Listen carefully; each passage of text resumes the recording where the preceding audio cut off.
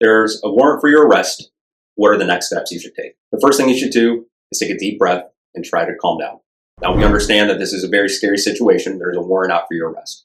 But there's things that we can do to try to alleviate some of your concerns. Now, all this depends on the type of warrant, the level of crime that they're alleging, and the county or court that you're specifically in. A lot of times in criminal cases, when the offense is committed, the police outright arrest someone in that specific situation and take them right to jail. In cases like those, warrants are never issued. Now, a lot of times how a warrant can be issued for your arrest is there was an incident that occurred and maybe the police didn't make any arrests that day. Time goes on, they gather more evidence, and then eventually they say, hey, we have enough now to file a case. And at that point, they ask for a warrant, which is issued for your arrest. A lot of times, if a warrant is issued for your arrest based on a case that happened months ago, your defense attorney can talk to the prosecutor and potentially see about getting that warrant recalled.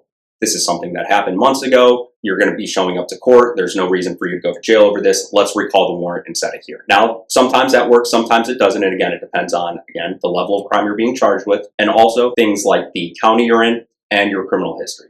Are you someone that has a lengthy criminal history that runs away from court, or are you someone that's never been arrested before? Now, in some situations, if a warrant is issued for your arrest, a court may set a bond attached to that warrant. And what that means is that if the defense attorney can't get the warrant recalled by either the judge or coming to an agreement with the prosecutor, we can set up a time for you to surrender yourself at the jail with the bond money in hand, meaning that you're basically going to go in, you'll get processed, but you'd be in and out in maybe an hour, 2 hours tops. Some counties require cash bonds. Some counties require a surety bond, which is where you'd have to go get a bail bondsman. Sometimes it's a combination of both. A lot of counties will say $500 cash, and then also $1,000 surety to a bail bondsman. By hiring us, if you know you have a warrant, we can explain the process of going to get a bail bondsman before turning yourself in, so that way you're in and out of that jail as quick as possible. Now, there's some circumstances where we're not going to be able to get a warrant recalled. Depending on a court or the level of crime, there may or may not be a bond agreement either. And that's the most stressful situation. But still, we're going to try to get you in and out as quick as possible.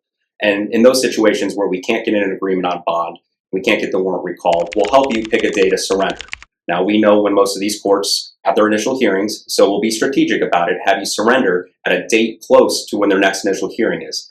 The hope would be is that you surrender to the jail, spend a night, maybe two, see a judge, and then be given a bond and released. Having a warrant is a very stressful situation, but it's something we deal with day in and day out.